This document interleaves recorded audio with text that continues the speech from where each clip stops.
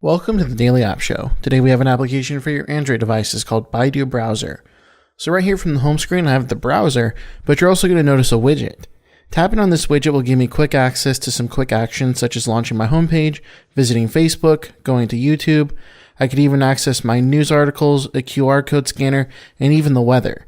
Now the settings icon right here is going to allow me to customize this widget, and what I can do is tab up here on the top of the screen, and I'm going to remove something, and I'm going to add another service.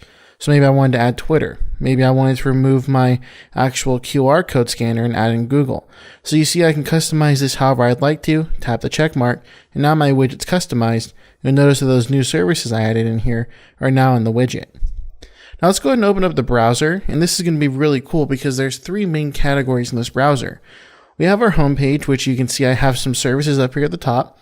I have some categories down here below, so I can see favorite websites frequently visited like Flickr, Twitter, and Google+. Down in my social categories, I have some video categories, gaming, music, and news. Now these are really cool. Baidu Browser has automatically found what people search for the most and categorized those into these categories for me to quickly launch the websites. I can also customize these quick links up here, such as services, by tapping on this plus button. And you can see I can add, say, Gmail. Maybe I want to quickly visit Google Translate. I wanted Yahoo Mail, but I don't really browse ESPN, so I'll go ahead and remove that. And I can add maybe 9gag, and here's Hulu Plus. I'll add that up in here as well.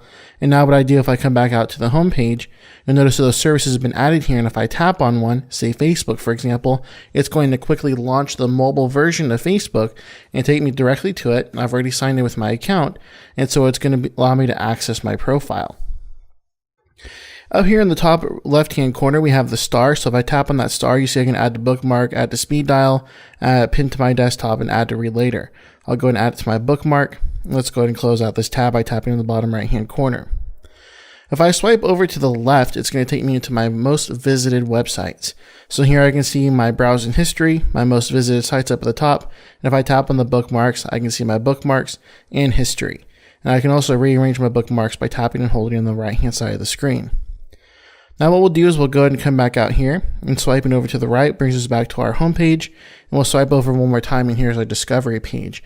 This is where I can see hot news, videos, and also images. So you see I've got music videos, I've got US and Canada news, I have hot news for international news, I have some family funny photos, I've got games, movie trailers, and technology. I can edit these sections by tapping edit, and you'll notice I can rearrange them by dragging on the right hand side of the screen, tap the check mark to save. And if I tap the plus button, I can add in services for news.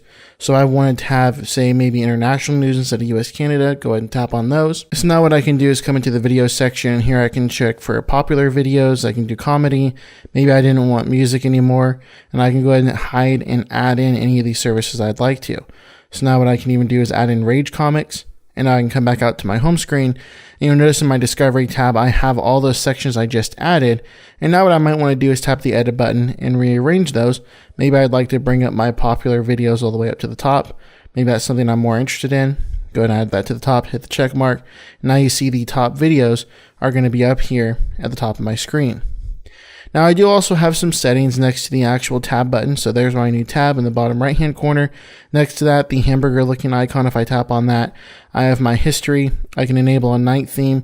I can download custom wallpapers to use for my device. Go ahead and come back in here. I can view downloads. If I've downloaded anything, I can refresh the web page.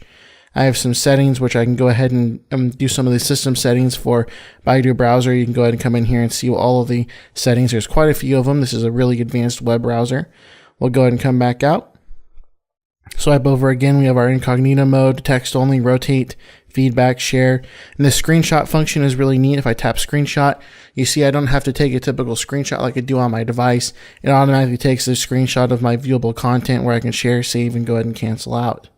Up at the top, we have our Google voice search. So I can voice search by tapping on there. I have a QR code scanner. So by tapping the QR code, it's going to load in a QR code scanner where I can go ahead and scan those QR codes.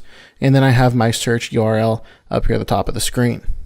And one last item that's also really cool is if I come up to my home page and I swipe down on my notification center, I have it set up in the settings to enable a search bar up here on my notifications. It's going to be consistently up there, so that way I can search no matter where I am on my device. So once again, this application is called Baidu Browser. If you like it, be sure to pick it up in the Google Play Store today.